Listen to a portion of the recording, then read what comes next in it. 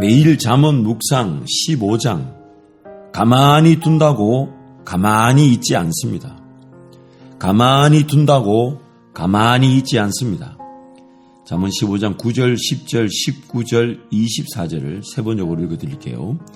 악한 사람의 길은 주님께서 싫어하시지만 정의를 따르는 사람은 주님께서 사랑하신다.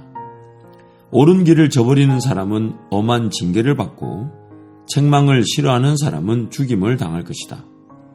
게으른 사람의 길은 가시덤불로 덮여 있는 것 같지만 부지런한 사람의 길은 확 트인 큰 길과 같다. 슬기로운 사람이 걷는 생명의 길은 위쪽으로 나 있어서 아래로 난 수월길을 벗어난다. 잠언 14장 묵상의 내용에 연이어서 오늘 15장에도 보면 그 길, 인생을 길로 강조하고 있습니다. 인생은 곧 길입니다. 한 번도 걸어가 보지 않았지만 반드시 가야만 하는 여정이 바로 인생, 즉 길인 것입니다. 잘 모르기 때문에 걸어가지 않겠다, 살지 않겠다라고 말할 수가 없습니다. 삶이 안 사라지고 인생길을 걷지 않는다고 해서 그 삶이 그냥 멈춰져 있지 않기 때문입니다. 오히려 이것을 게으르고 나태한 삶이라고 그러고, 게으르고 나태한 삶 자체가 인생길을 방황하게 하는 최고의 적이라는 것을 뒤늦게 알게 됩니다. 그래서 오늘 본문 19절 말씀에 이렇게 말하죠. 게으른 사람의 길은 가시덤불로 덮여 있는 것 같지만 부지런한 사람의 길은 확 트인 큰 길과 같다. 그래서 성경은 이런 부분을 이렇게 얘기하는 거죠. 생명의 성령의 길을 따르지 않으면 죄와 사망의 길에서 벗어날 수 없습니다. 복과 생명의 길, 그 길을 선택하며 하나님을 의지하지 않으면 저주와 화해의 길을 벗어나질 못합니다. 이미 우리 삶은 가시덤불과 같은 죄로 가득 차 있기 때문에 제거되어져야 될 것들이 너무 많다는 거예요. 근데 그 제거되어지는 것들이 다른 것, 즉 심겨져야 하는 것이 심겨지게 되면, 그래서 옳은 것이 자리 잡고 옳은 길을 걸어가고 옳은 것이 심겨져 커서 이 삶에 차지하게 되면 다른 잘못된 것들이 심겨지거나 자리를 차지할 위기가 사라진다는 것입니다. 그래서 생명의 성령의 법이 죄와 사망의 법에서 우리를 자유케 하는 것입니다. 자기가 살아야 할 삶이지만 전혀 예측하지 못한 채 살아야 합니다. 또 살고 난 다음에, 걷고 난 다음에야 그 삶으로서의 길을 파악하고 이해하게 되죠. 그리고 그때 배워야 했던 것을 배우지 않은 것, 마치 대가가 지불 요구되듯 배워야 했던 것을 배우지 않은 것에 대한 그런 후회가 있을 수 있고, 또한 배우지 않고 시도하며 걷는다는 것의 위험을 시작된 길에서 피할 수 없는 어려움과 문제를 당할 때야 알게 됩니다. 결국 우리는 반드시 걸어가야 하지만 그 길을 이해하지 못한 채 걸어갈 위기가 있고, 또한 이해하지 못한 채 걸어간 그 길에서 그 이해하지 못하고 걸어왔던 잘못된 선택과 결정을, 어려움과 문제를 당하면서 배우게 된다는 것이죠.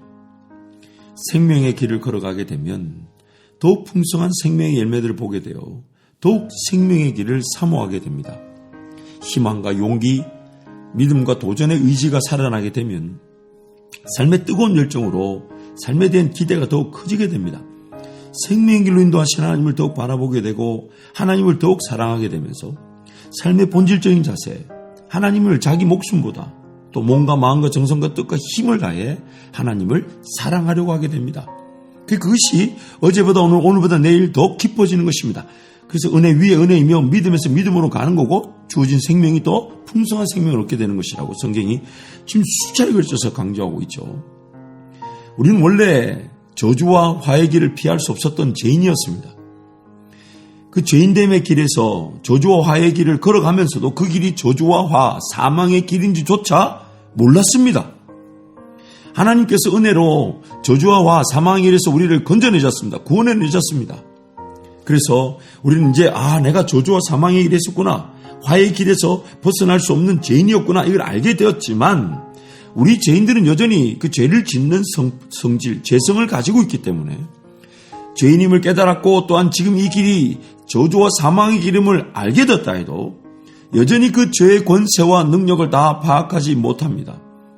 심지어 무엇이 죄인 줄 알면서도 그 죄를 이길 힘이 없습니다. 생명의 길이 어딘지 모른다 해도 심지어 지금 살아가고 있는 삶이, 즉 내가 걷고 있는 길이 생명의 길인지 아닌지 확신이 없다 해도 살아가야 합니다. 걸어가야 합니다. 그래서 예수님이 이렇게 말씀하셨나 봅니다. 누구든지 예수님을 따르고자 한다면, 누구든지 예수님을 따름으로 천국 가는 길, 생명의 길, 은혜의 길을 누리고자 한다면 날마다 자기를 부인하고, 즉 자기 십자가를 지고 자기 현재의 삶에 좀 괴롭히고 무겁고 어려운 것들, 그런 것들이 현실 도피의 기회가 아니라 현재의 삶을 저버리지 말고 자기 십자가를 지고 주님을 따라야 된다고 말씀하셨습니다.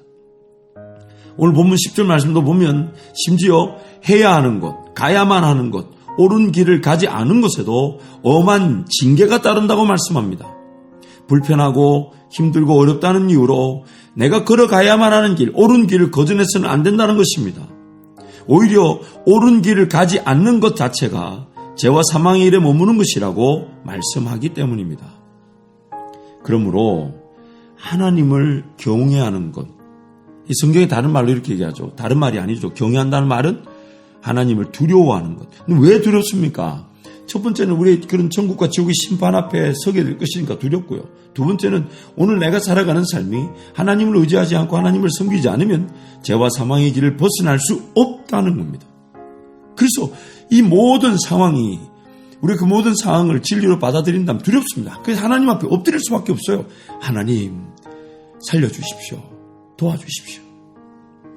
그래서 하나님을 경외하는 것만이 생명의 길을 걸어갈 유일한 방법입니다. 하나님께서 지혜를 주셔서 생명의 길을 파악하게 하시고 선택하게 하시고 또한 걸어가도록 도와주십니다. 더 나아가 생명의 길을 이해하지 못한다 해도 하나님을 섬기며 따르고자 하는 이들에게 그 길을 걸어갈 수 있도록 도우십니다.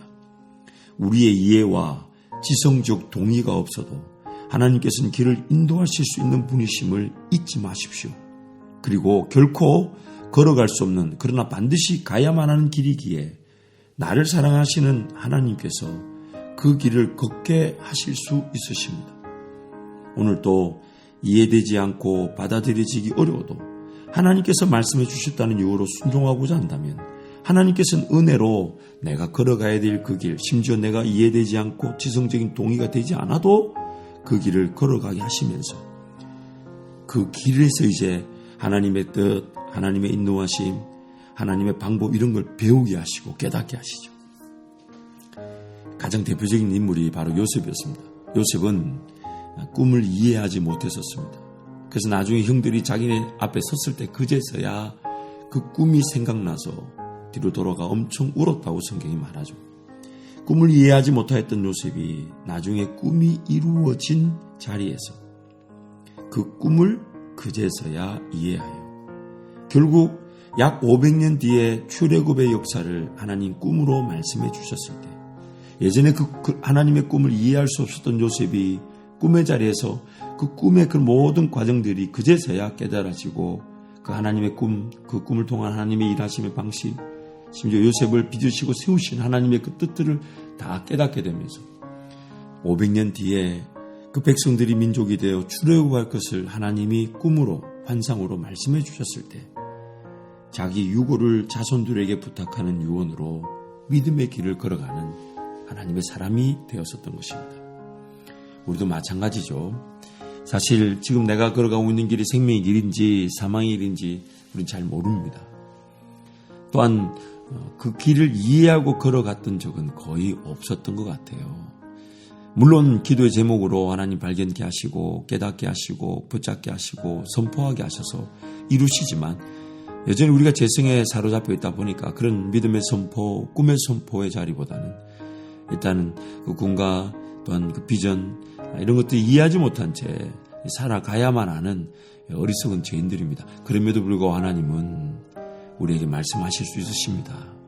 그럼에도 불구하고 하나님은 말씀을 이해하지 못하는 내 삶도 하나님을 섬긴다, 하나님을 바라본다, 하나님을 기다린다는 이유로 꿈의 자리, 비전의 자리로 이끌어 가실 수 있고 걸어가게 하실 수 있으십니다. 그리고 마침내는 그 길을 걸어가면서 그리고 걸어가고 난 다음에 내가 알지도 못했고 이해되지도 또한 동의하지도 않았던 그 길을 하나님 은혜로 걸어봤다는 것을 알고 이제 하나님의 꿈의 방식, 꿈을 통한 하나님의 나를 빚으시고 새롭게 하시면서 더 하나님의 꿈을 사모하게 하시는 그 하나님의 은혜의 방식들을 붙잡고 사모하고 기대하고 그것만을 바라게 되는 것입니다.